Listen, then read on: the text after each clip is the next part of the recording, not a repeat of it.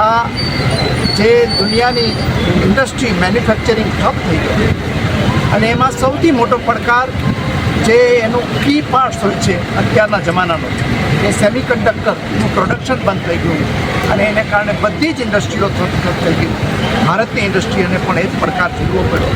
ત્યારે એ પડકારને પણ તકમાં ફેરવાવી પ્રધાનમંત્રીશ્રીએ સેમિકન્ડક્ટરની આખી ચેઇન ઊભી કરવાનો સંકલ્પ કર્યો અને આજે એના પરિપાક રૂપે ભારતની અંદર પહેલી એટીએમટી ફેસિલિટી સેમિકન્ડક્ટરની માઇક્રોન સેમિકન્ડક્ટર જે યુએસએની કંપની છે એ 22,500 કરોડ રૂપિયાના ખર્ચે આજે એનું પ્રધાનમંત્રીના વરદ હસ્તે ઉદ્ઘાટન થઈ રહ્યું છે અને એના દ્વારા ભારત છે આ જે 6th જનરેશન ફ્યુચરિસ્ટિક ઇન્ડસ્ટ્રી છે એનું પાયોનિયર હબ બની રહ્યું છે અને એમાં પણ ભારતની અંદર ગુજરાત એનું હબ બનવા જઈ રહ્યું છે. ત્યારે આ માઇક્રોન ફેસિલિટીનું આજે ઉદ્ઘાટન થશે.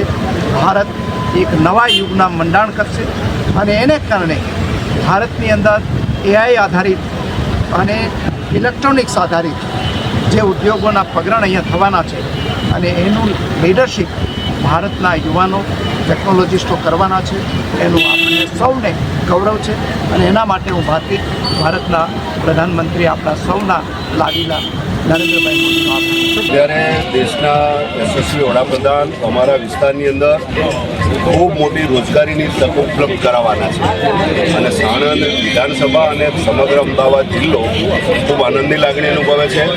આગામી દિવસોની અંદર અત્યારે પ્રત્યક્ષ 3,000 અને આગામી 1 વર્ષની અંદર અમારા 5,000 યુવાનોને જ્યારે રોજગારી મળવાની છે અને જે માઇક્રોન કંપની જે છે એ વિશ્વની પ્રથમ અમદાવાદ ગુજરાતની અંદર અને દેશની પ્રથમ માઇક્રોચિપ જ્યારે ઉત્પન્ન કરી રહી છે ત્યારે ગુજરાત પણ એની અંદર ખૂબ લાગણી અનુભવી રહ્યું છે.